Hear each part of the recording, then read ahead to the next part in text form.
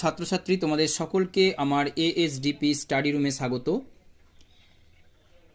Subject education, college service কমিশনের প্রিপারেশনের জন্য। তো 39 নাম্বারে যে প্রশ্নটি রয়েছে দেখো, ম্যাচ লিস্ট 1 উইথ লিস্ট 2, এখানে ম্যাচ করতে দেওয়া রয়েছে। তো এই প্রশ্নটি দিয়ে আমরা আগের ভিডিও শেষ করেছিলাম, তো তোমরা সময় মতো আগের ভিডিওটি দেখে নেবে। তো এখন আমরা 40 নাম্বার দাগের প্রশ্নটি সলভ করব। Given below are two statements, one is labeled as assertion and the other is labeled as reason. তো assertion এ কি রয়েছে? Proximity between people enhances communication, এবং reason এ রয়েছে দেখো face to face communication does not ensure effective communication. তো face to face যে কমিউনিকেশনটা হয় সেটা তো অবশ্যই এফেক্টিভ হয়, তো এখানে বলছে এফেক্টিভ হয় না, সুতরাং এটা তো অবশ্যই ফলস। তো এই প্রশ্নের উত্তর হবে proximity between people enhances communication. এই যে অ্যাসারশন এটা হচ্ছে ট্রু, অর্থাৎ option C A is true but R is false.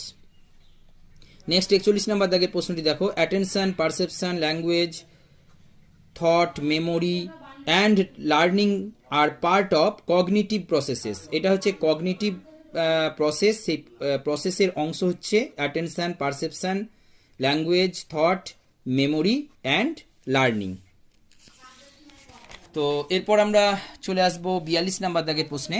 তো সেখানে দেখো দুটো কি দেওয়া আছে, ম্যাচ করতে দেওয়া রয়েছে। লিস্ট 1-এ রয়েছে স্টেজ এবং লিস্ট 2-এ রয়েছে age group.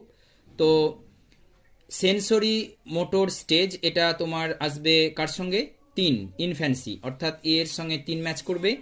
Pre operational stage এটা ম্যাচ করবে তোমার টোডলার হুড অ্যান্ড আর্লি চাইল্ডহুড।